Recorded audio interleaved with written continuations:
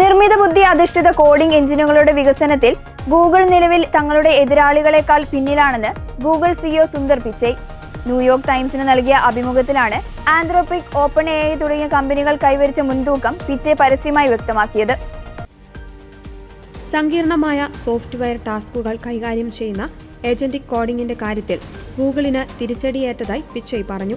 Claude code, കൾസർ തുടങ്ങിയ ടൂളുകൾ വഴി എതിരാളികൾ ഡെവലപ്പർമാരുടെ ഇടയിൽ നേരത്തെ തന്നെ വലിയ സ്വാധീനം ചെലുത്തി. ഈ മേഖലയിലുള്ള ഡാറ്റ ഒഴുക്ക് കൃത്യമായി ലഭിക്കാതിരുന്നത് ഗൂഗിളിന് തിരിച്ചടിയായി. ഇൻസ്ട്രക്ഷൻ ഫോളോയിങ്, ടൂൾ ഉപയോഗം തുടങ്ങിയ സങ്കീർണമായ കാര്യങ്ങളിൽ ഗൂഗിൾ ഇപ്പോൾ അല്പം പിന്നിലാണെങ്കിലും ജനറൽ ഇന്റലിജൻസ് തുടങ്ങിയ മേഖലകളിൽ ഗൂഗിൾ മോഡലുകൾ തന്നെയാണ് മികച്ചതെന്ന് അദ്ദേഹം അവകാശപ്പെട്ടു.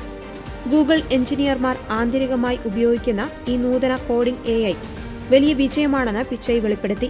ഇതിന്റെ ഉപയോഗം ഗൂഗിളിനുള്ളിൽ ആഴ്ചതോറും ഇരട്ടിയായിക്കൊണ്ടിരിക്കുകയാണ്. പുതിയ മോഡലായ ജെമിനി 3.5 ഫ്ലാഷ് പുറത്തിറങ്ങിയതോടെ കോഡിംഗ് മേഖലയിലെ പോരായ്മകൾ വലിയൊരളവ് പരിഹരിക്കുവാൻ കഴിഞ്ഞുവെന്നും പിച്ചൈ പറഞ്ഞു. ഗൂഗിളിന്റെ പ്രവർത്തനങ്ങളുടെ അടിസ്ഥാനം തന്നെ കോഡിംഗ് ആണെന്നും അതിനാൽ ഈ മേഖലയിൽ പിന്നിലാകാൻ കമ്പനി അനുവദിക്കില്ലെന്നും പിച്ചൈ വ്യക്തമാക്കി.